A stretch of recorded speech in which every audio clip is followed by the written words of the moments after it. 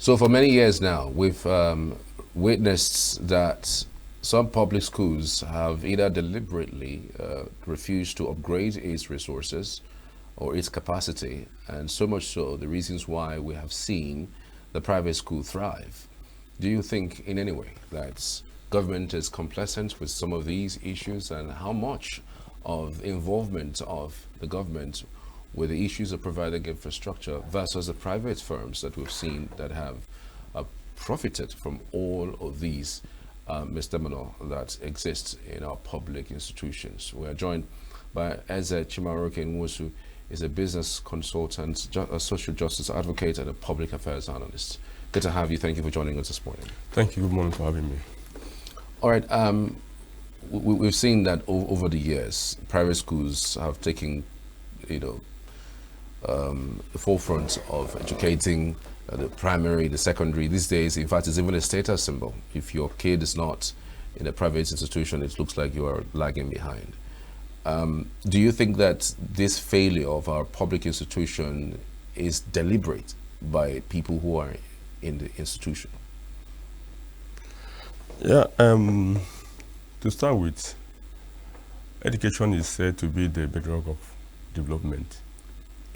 And I believe that for every serious society, every serious climb, government should focus on education to make sure that they achieve their developmental desire or demands of that society. Because without education, there's nothing we can do in life. It's like a light that shines out the darkness. The proliferation of private schools for profiteering, so to say, is as a result of the government ineptitude or inability to provide the needed infrastructure, demand to provide quality education in the country. And that is why, and because of the desire for quality education, improved education by everyone, individuals, family, society, and the case may be, the chess for the private-owned schools becomes the order of the day for everyone.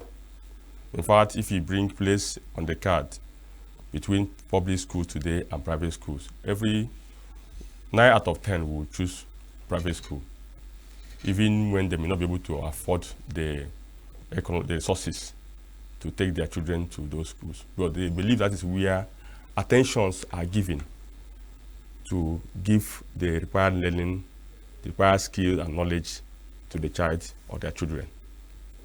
But when you go to public schools, you cannot find any publicly owned primary school today with a good standard. What you see there is infrastructures, buildings that have been dilapidated, that nobody can even want to stay there for a minute, so to say. Where the hooligan society, the urchins have made it their convenience, place where they go to eat themselves when they are pressed. That's what you find in publicly owned schools or institutions. But the question you ask, whether it is deliberate, I want to believe that is unknowingly deliberate. The word unknowingly, because if people were let in government to provide these basic necessities of life, know why they are called, why they are brought in to serve the public. I think one of the things they put on their table is to make sure that these basic needs of life, which is education, is part of it. Even if I cannot do any other thing, let me provide education for my people. But because they do not know that this is the reason why they are coming into public service, public office to serve for the first time. They thought it's just for personal gain. They will forget about those basic necessities of life, which education is one of them. So that for me, I use the word unknowingly deliberate. That's what I can say about it. It's deliberate, but it's unknowingly. They don't know that this is what they are doing. But the result of today, that when you go to every street now, you see more than required number of private schools scattered over from number one of that street to the end of that street. And that is even more than people who are who are in demand of it. But you cannot find in a very big location, you cannot find good and quality public schools within an environment. But you see individual owners building schools on their own, equipping it with the necessary facilities. But government, whose duty it is to provide this particular infrastructure, cannot be able to do it. In fact, I wonder where we are going with this kind of trend. The trend is alarming. When you look at the NBC last report on out-of-school children, it's about 18.3 million of Nigerian population out-of-school children. And we're not talking about drop-off, which has to do with the secondary and the tertiary institution students. This is out-of-school children. And for this number, the northern part of the country has the highest number of it. Where in the world can you find this kind of trend? Not even in Yemen or Afghanistan. It's a world wonder. But Nigeria is proud to be the best, the capital of Africa, the giant of Africa, the everything of Africa, have this number. And the record shows that Nigeria has the highest number of out-of-school children in the world. That is crazy. That is crazy. That in other part of the world, that alone can make people who say they are in the people guiding us, driving the education process, or the ministers, the governors, the president, they resign from their offices. But here it can never happen. If Nigeria can take that position as the highest number of out-of-school children in the world, not in Africa, in the world, something is wrong with this society. But I pray that the trend will begin to change. That's what I can say for that question. Thank you. All right. These things have different dimensions, really. However you want to come through with it, you would have to speak about the government. The number you mentioned is quite true. But most of them are actually in the north. They don't prioritize education. In fact, if you have anybody who is largely into education, very well, they're mostly Islamic education. Yeah. That's what they're cultured to do. And maybe, in fact, the culture even accepts, that type of living. I think with that number, I think more than 15 million is in the north. 18.3. No, like 15 million in north alone. Then 3 other million is in the southern part of the country. So that probably explains that. But speaking to the core of the matter, which is our educational system, on why the private sector is trending or is profiting much more than the public sector, do you think that now government should now remove its hand from that particular part of education, which is either primary and secondary school? Because most people think that they are not able, over the years they've shown not to be able to cater to that need of the people, that whatever money is pumped into that educational sector will be squandered or will not be used for what it should be used. Do you think that if government removes its hands, we'll be a lot better in that space? And how much of that do you think could work? No, I don't think that government should remove its hands because of poor policy regulation in the system. Government removing its hands from education sector, we make it out of the reach for even those who are managing to have their children in private schools now. But when you look at the private owned schools, what they are doing, I use this common entrance exam that is happening today, for example.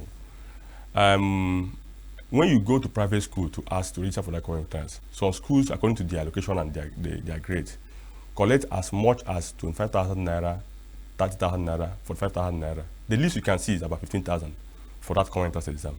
Where government-owned public school is about within the number of 3,000, 4,000, 2,000, the case may be. You see the difference, for one. So if there is a good policy regulation in education, government are doing what they're supposed to do. You cannot have such thing charged over a particular education that is being subsidized by government. And today, when you go out to Enugu today, you see that most of those schools who charge those fee cannot even have a center to write that exam. Their centers are also government schools. They are taking their children, their pupils to government-owned facilities, no matter how bad it is, to go and do that exam. The result, the certificate from that particular exam comes from the government. So on what ground are you charging that kind of humongous fee for primary common entrance, not secondary, at this age? So if government realizes it itself, they should know that education, just like agriculture, energy, is the sector that government who knows it well cannot remove their hand from. Otherwise, it goes into the hands of the capitalists in that country, then we are gone. If you go to America, for instance, or some other African countries, for you to be in public service, one of the things you do is that your family, your children, accesses public institutions. But what to do here today is the ordinary councillor of a ward will take his child out of not Nigeria and pay with the taxpayers' money to go and sponsor his children abroad. How much more talking about chairman of local government or state governors? But in the world we are following, we say we are following the world. We are a global village. Other countries of this world, you cannot be a public servant and your children will be going to public school. It's not possible. I remember when Clinton was the president of America, Chelsea, the only daughter he has, who should have given Chelsea, can decide to go to any best school in the world on earth. But Chelsea went to a state school, state-owned school. Could you imagine that? The only child of the president of the world. But when you are a president of America, you are the president of the world. Yeah. Goes to state school. Can we do that policy here? So I suggest and I pray that government should look inward, focus on education, since it's the bulwark of the development, as one of the things, key deliverables they should give to society. Thank you. Right. You also mentioned that it may not be deliberate. It's something that they may not even know. Yeah. So I'm wondering how wouldn't you know that you are not allocating more to education? I mean, over the years we've seen the budget. Most of the monies from budget, especially at the federal level, goes to security. Education, you see the smallest amounts given to education. In fact, no budget in the last 25 years has met this 17% that is actually required by the United Nations. So most of them are usually 5%, 6%, 7%. It's not even up to half of what the United Nations is actually doing.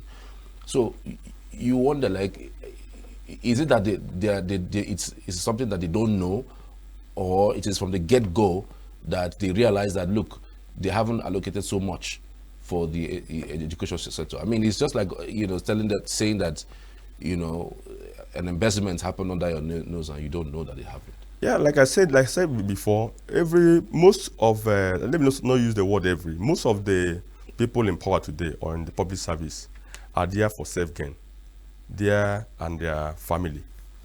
That's what they are doing. And for that reason, they may not, you can attest to what we have just said about the budgetary allocation for education sector. If not the least, among the least, I think, even outside the fact that Nigeria are signatories to the UN Charter or Treaty on Education, had the funding rate. But since that particular treaty has been domesticated in the country, no government of the past, even the present, have even get to have 50% of that particular threshold. That's a far cry. Secondly, because the government of the day, because we have a lot of policies of assault, you can see what happened in the recent past, where they said the children, if you are not up to 10 years or 11 years, you will not go into college. Before you know it, in the next, and they started implementing that particular policy. Before you know it, another set of ministers came in and said, no, reverse that particular thing again. How do you achieve things like that? Education policies are targeted for decades. 20 years education plan, 25 years, 50 years, and you see the trajectory moving on. You see the product. It's anywhere in the world you can want to achieve anything. meaningful, and you fail to look into the education sector, whether it is formal, whether it's informal, whether it's non-formal education, then you are not ready to go anywhere. So because this public servant or so-called leaders, political leaders, have this particular desire to give their children a lot more better social status, for so that when they leave the office, the children will come in them. They want to deny you and I the opportunity to have good training, quality education, grab the knowledge and skill like their children will grab. So in terms of trying to public sector or policy diverse recruitment, they will want to consider their children to be considered first before any other. And the only way you can consider any person first is that you have a better qualification. It's not true? You cannot be looking for general manager of this place. You have someone who has maybe PhD in media activity or whatever. You leave the person and go and take somebody who is just a class 5 for a living. It doesn't happen that way. So because of that, they are deliberately on that aspect making the development or the investment in public sector education more or less attractive. And if you remember that most of them also have invested in this private school, they are once you are elected a chairman of the government now, the trend is that your wife will say, I want to open a school, even if it doesn't have a PGD in education. You will use somebody else and open the school. Just like in pharmacy. People will use somebody else's certificate and open a pharmacy and run it. This is what the trend is. So go across. If you do a census now, because out of the maybe 10 or 20 commissioners you have in Enugu, you can have that about half of them, children, wives, operate half schools. Either nursery and primary school, either secondary school or what have you. That's the trend. And for that reason, they won't want to do much in the aspect where the entire public will be able to benefit. That's the problem. So the only way to stop this happening is continuous social justice advocacy by the people. People should rise up and say, no, enough is enough. Because you and I are the one who put them there. The sovereignty belongs to people. But the moment we continue to feel those sides, it doesn't concern us because you can afford to pay for that private school, then society will continue to be eroded into what our generation unborn will ask us one day, say, where were my parents or my forerunners? So that's a problem. So the problem is continuous advocacy, pushing for government to do the needful in education, starting from the funding. Once the budgetary cycle is up for the year, people should get involved, engage the government. So by the time, if they put more funding into education and also track the investment in the education, then the tide may begin to change for good. But as long as we feel indifferent about what is happening in our society, like life, then this, what we are facing today, continue to be there, even beyond us. Right. How do you think that the collapse of public infrastructure in our institutions has affected, education for low-income students? My dear brother, it is heartbreaking, to say the least. And the collapse of public infrastructure in education, it didn't just affected the low-income student or families. It's affecting the generation. It's affecting the generation. No matter how bad the public-owned institutions are, they still pose better opportunity than the private-owned ones. Look at, for instance, if you want to go to the tertiary aspect of it, if you compare the rates, the fee being charged in UNN, for instance, these are our average hour university in the country, and what is being charged in privately owned, say,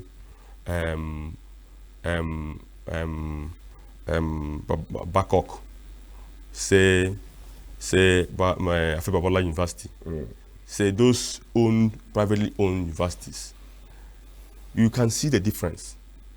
For your child to be able to do courses like medicine, law, computer science, engineering in those private schools, you pay through your nose. Even the one that's behind you here. Yeah. I think me. But the money you use to train a child in those private schools, you can use it to train 10 people in public schools. Yeah. Because government, in a way or another, subsidize education in that aspect. But they don't do it for the private sector. So the idea here is that the more investment should come into public infrastructure of education. And the support for that sector should be balanced. Balanced in the sense that they should consider the private-owned schools so that they will not be charging more fees as much as they are charging. If you take ETF or Education Trust Fund, for instance, before now, they don't consider private schools funding. But I think they started changing the law to consider them. This loan scheme for students shouldn't be for public schools students alone. It should also get to the private-owned schools.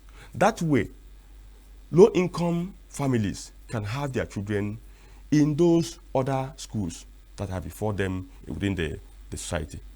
But as long as the government overlook this aspect of policy that has to make it inclusive for every part, whether private, whether publicly owned, whether even missionary schools, the low-income families and students will not have their way in the terms of what the desire is.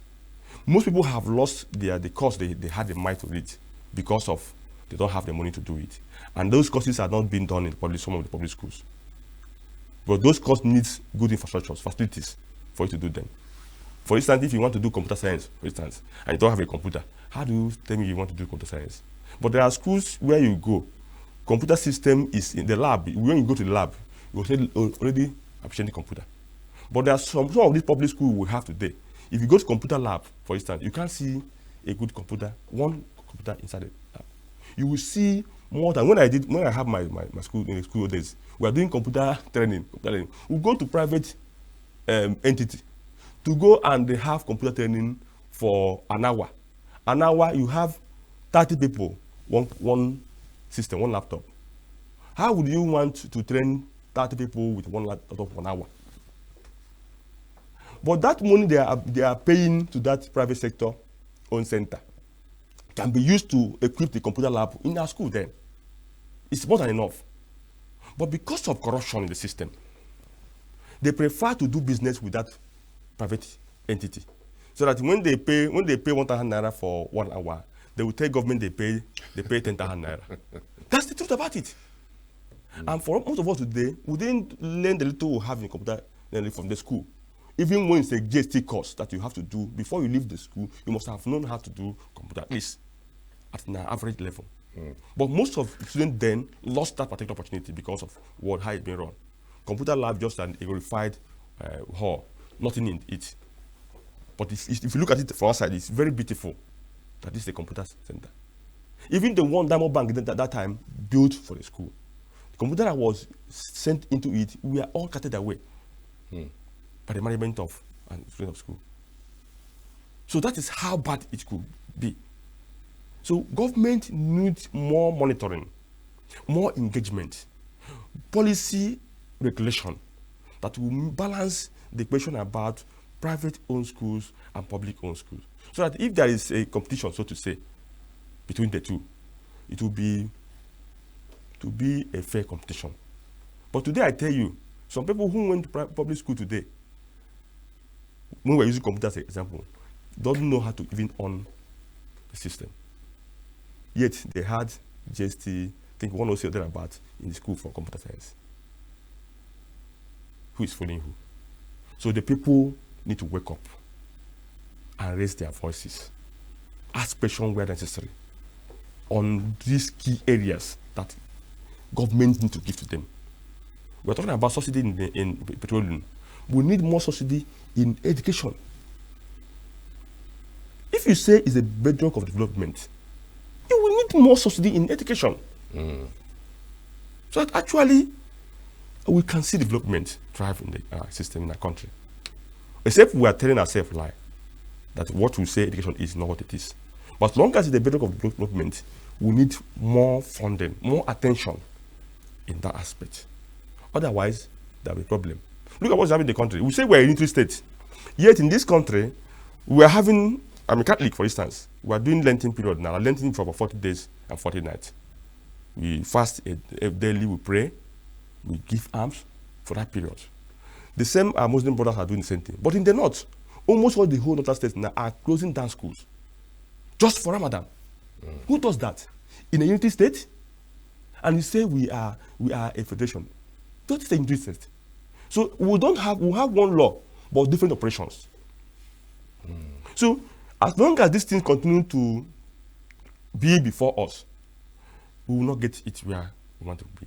Tell me how we will have the same meeting, the same policy engagement with somebody from that part of the country to change policy education that will make education better.